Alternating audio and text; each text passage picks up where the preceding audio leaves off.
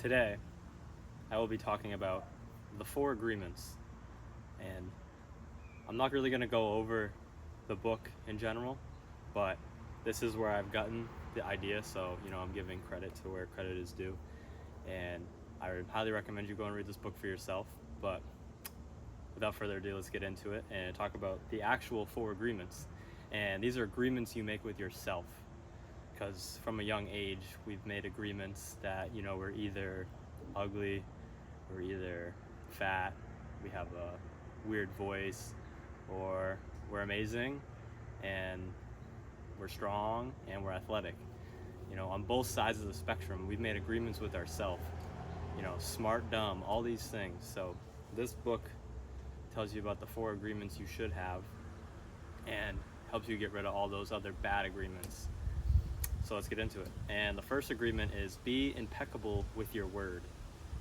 And being impeccable means without sin. So you want to be without sin in your word. It says in here, and it says in John, the Gospel of the Bible, in the beginning was the Word, and the Word was with God, and the Word is God.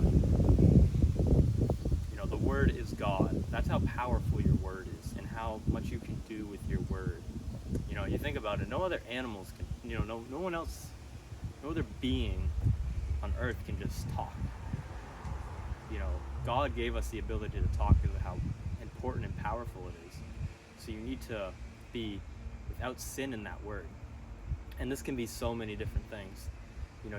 Without sin is, not being contrary to your nature. And don't hate on yourself with your word. Self-love is very important, because what you have internally is what you're going to project externally. So for you to love others and be kind with your words, you need to be kind and love yourself internally. If you can't do that, then loving outwardly is going to be very hard. It all starts internally. You must love yourself before you can love others. And that starts with good self-talk. Your thoughts are the words also. Just because it's not leaving your mouth doesn't mean it's not words. So your thoughts also determine the quality of your life immensely, and what you tell yourself. If you tell yourself you're stupid and you're fat and you're ugly, you're going to have all these barriers, and you're going to be self-conscious. You're not going to be confident to stick your neck out in a situation where you think you're right. You're not going to be confident in public because you think you're ugly and fat. The self-talk is very important, and lift yourself up. You need to be realistic, but you also don't need to hate on yourself. And when you set those barriers like I'm stupid or I'm not athletic, those are barriers that you are not going to be able to pass because of that agreement that you've made with yourself. You're not stupid, you just haven't learned enough, you haven't tried hard enough. But from you saying you're stupid, you're going to make decisions based on that. And how you cope with those is going to be, oh, well, I'm stupid, so obviously I made that mistake. So be impeccable with your word is the first agreement. The second agreement is don't take things personally. If somebody praises you, be indifferent to it. If somebody is hating on you, be indifferent to it. You need to be okay with how you feel about yourself, how you feel about your life, how you feel about the work you're doing.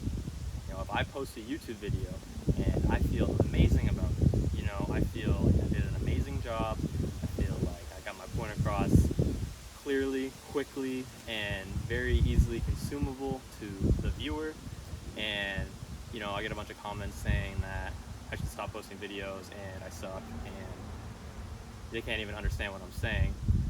That shouldn't bring me down, because I was happy with my product. I should take note of those things and maybe watch the video back and be like, maybe I do need to speak a little bit more clearly, or maybe I did kind of explain that part weird and only skipped over that part. Take it as constructive criticism, but don't get brought down by it. And the same thing with praise. If someone says you're amazing, this video helped me so much, thank you, I appreciate you so much, just lifting you up, praising you, You need to be indifferent to that also, because like we said back with the impeccable with your word, it's all self-love. So if that person was in a horrible mood, he wouldn't get on and, praise me, or he's not going to go praise anybody. He's going to be so worried about himself and this mood that he's in. He's not going to think he has the time to go praise people, and inwardly he's hating himself, so he's not going to project love and light. That's not how it works. So that can just be chalked up to him having a great day, being in a great mood, and wanting to spread the love that he's feeling internally. So you need to be indifferent to both of these, because if you're lifted up by praise, you're going to be dropped down by hate.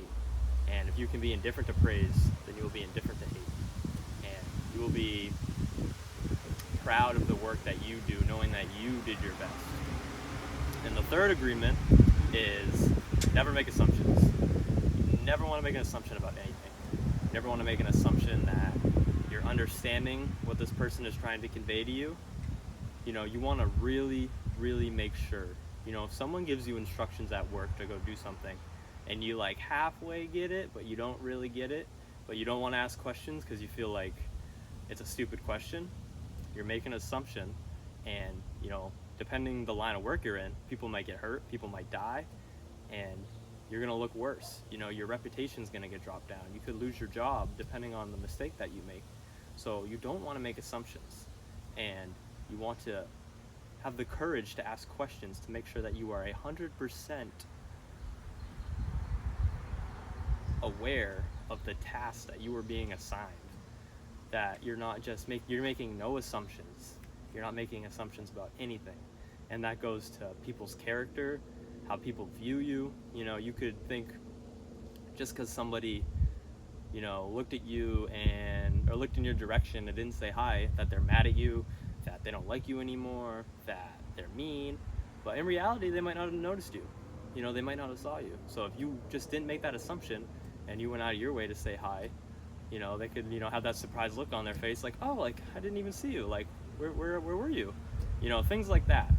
But if you get stuck in that assumption that this person saw you, this person's mad at you, this person doesn't like you anymore, then, you can spiral down a bad road. And you can then maybe start gossiping about that person, which is not being impeccable with your word. Gossip is poison, and gossip will kill you. Because another thing with being impeccable with your word, go back to the first agreement, is, when someone doesn't accept the hate, someone doesn't accept the gossip that you're putting on them, there's nowhere for it to go than right back to you. So if you try to spread hate to somebody and they don't accept it, that hate just comes right back to you. And even if they do accept it, some of that hate still comes back to you. It doesn't all fully leave you. So just don't make assumptions, be impeccable with your word, don't take things personally. And the last one is do your best. And this one, I believe, is,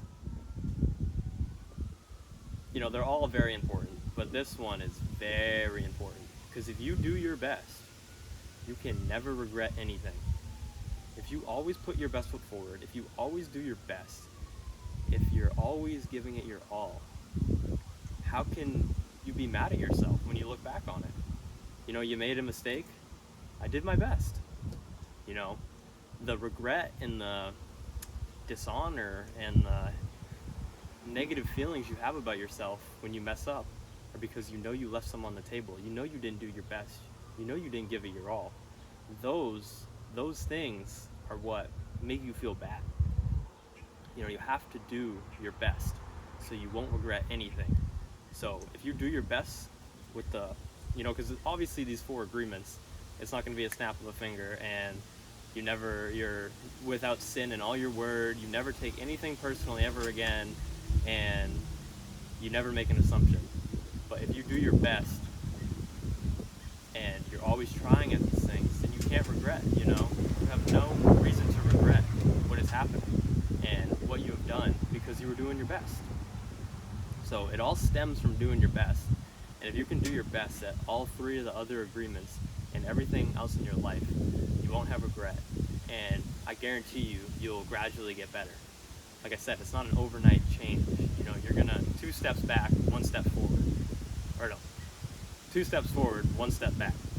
2 steps forward, 1 step back. 2 steps forward, 1 step back. 2 steps forward, 1 step back. You know, in that rhythm, you know, you get that high. You work up so much. So when you take a step back, don't think of it as, you know, game over, you're failed, you're never gonna be able to succeed. Think of it as a necessary thing to happen for you to get better and improve in life. You know, we are humans, we are bound to fail, there's bound to be human error. And once you can understand that, and once you can accept that and push through that with a head of steam and not getting down on yourself and beating yourself up, the better life is going to be for you, I believe. So be impeccable with your word. Don't take things personally. Never make assumptions. And do your best.